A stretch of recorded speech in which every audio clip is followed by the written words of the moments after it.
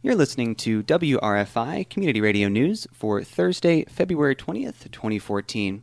I'm Samuel Whitehead. The Community Arts Partnership was founded in 1990 to provide support to the arts in the Ithaca community. According to the group, to date, they have helped distribute more than $2.5 million in grants and scholarships to local artists and arts organizations. And now the group has a new executive director, John Spence, and we're lucky enough to have him in the studio with us this evening to talk about the work the Community Arts Partnership does and what he hopes to achieve as the group's new executive director. John, thank you so much for joining us this evening. My pleasure, Samuel. Great to be here. So to begin, I'm wondering if you could just kind of lay out for us the kind of work that the Community Arts Partnership does for the community. Sure. The Arts Partnership is generally the Arts Council for Tompkins County. So, as you mentioned, we've distributed quite a lot of grant money, but we do more than that. Our purpose in life is to support the arts, artists, and audiences of Tompkins County. So we have a number of programs beyond just the grants that support arts specifically.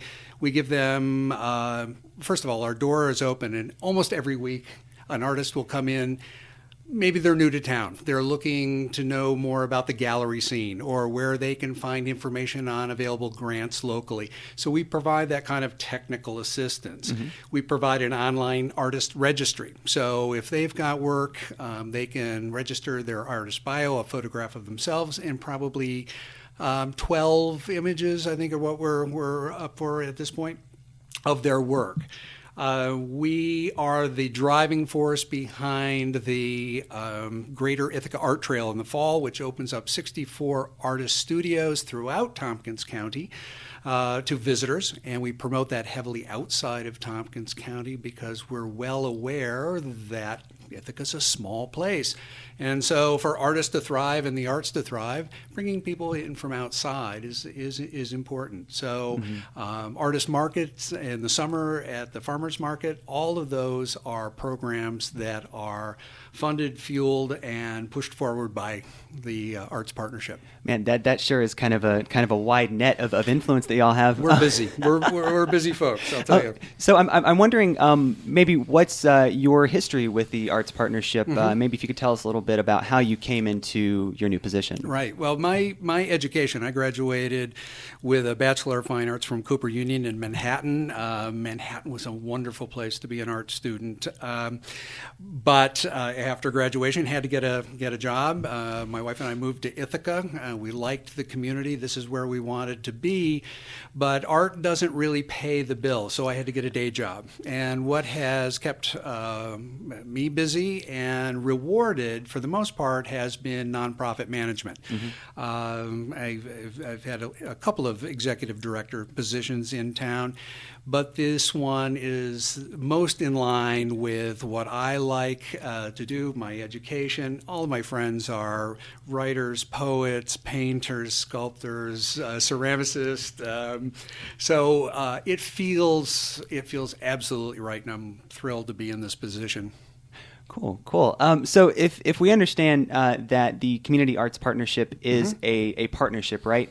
So could you maybe lay out for us what kind of entities are, who are those partners? Is the most Sure. simple way to ask it. Sure. Well, we consider the artists our partners. They bring us ideas, and we help them bring those ideas to life. So beyond that, we do a lot of work with the Tompkins County Strategic Tourism Planning Board, and because, as I mentioned, Ithaca is a small place. And so bringing tourists, bringing interested audiences to town is very much what we're a part of doing. And so we support their efforts, and we run programs that will celebrate the arts outside or try to bring folks into Ithaca to partake in our cultural offerings, if you will.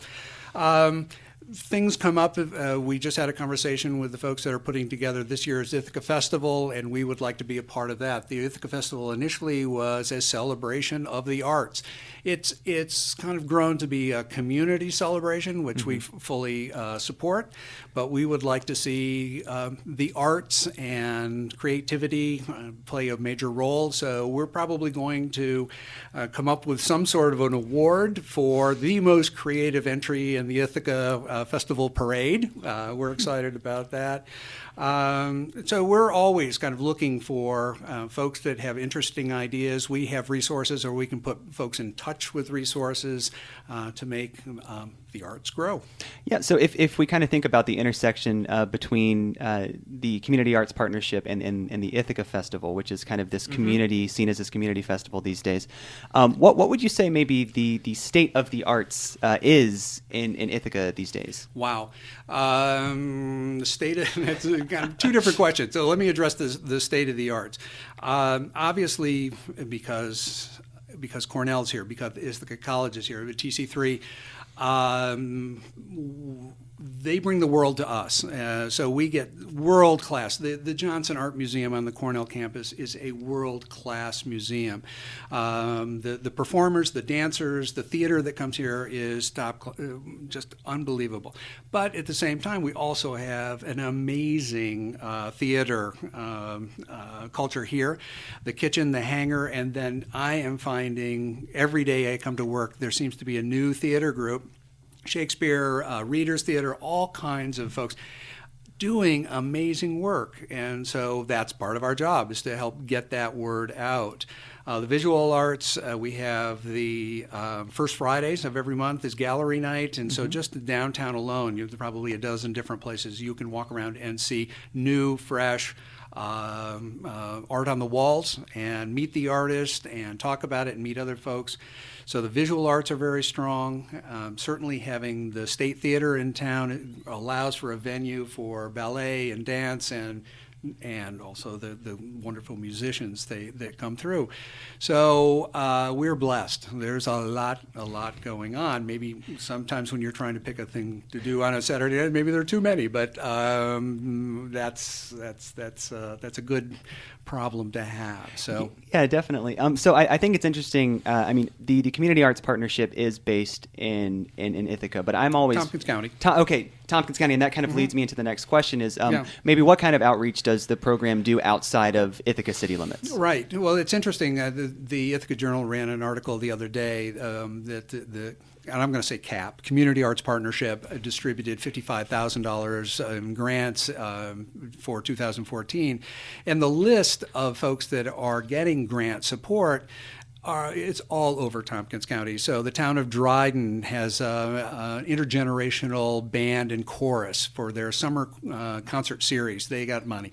The village of Groton got funding to help with their summer concert series. The town of Lansing sponsors an East Shore Arts Festival in the summer. So they got funding. And the list goes on and on. There's probably 30 different organizations that got funding. So a lot of the grants are very specific to they call it underserved, and to us that means you're not living right downtown. You can't walk out your door and immediately take in a concert. So the smaller towns have been very successful in getting funding for their community events, and we certainly are thrilled to be able to help that. Part of what we're about is community building, and the arts do that in a marvelous way, whether it's your grandchild performing or your spouse or you yourself are playing ukulele. I happen to be all about ukuleles these days, so I have to throw that in. But that's a lot of the outreach that we do, and a lot of people don't know that we do. Mm-hmm.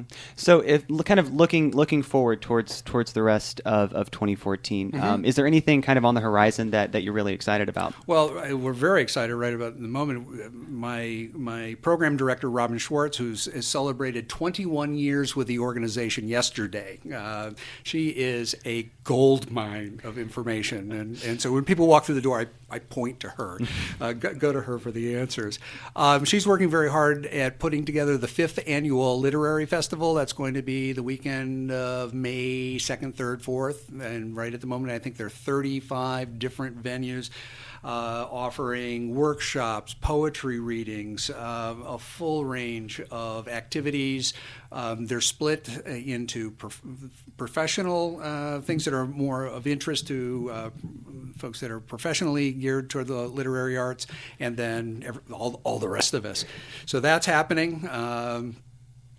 one of the things that I've started to play with, and I'm working with an intern out of Wells College, is I'm interested in developing a program around the idea of health, art, and health and well-being.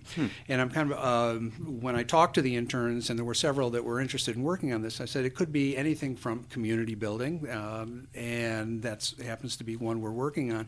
But there's all kinds of art and early childhood development, for instance, or art in senior programs. And what we're talking about is how do art programs enhance people's lives? And so we're very comfortable in the granting part of it, in the supporting the technical side of the arts and making that healthy. But what CAP hasn't really explored, and I think that there's a lot that we could do, given the resources that are already here, partnering with people to talk about health and well-being in terms of the arts. That's, for me personally, is a kind of an exciting way to go. Well, that's something we can definitely all look forward to for this coming year from the Community Arts Partnership. And we have been speaking with John Spence, who has been recently named the Executive Director of the Community Arts Partnership, or CAP for short. John, thank you so much for joining us this My evening pleasure. on Thank you. WRFI Community Radio News. We will be right back with some news, or rather events and announcements.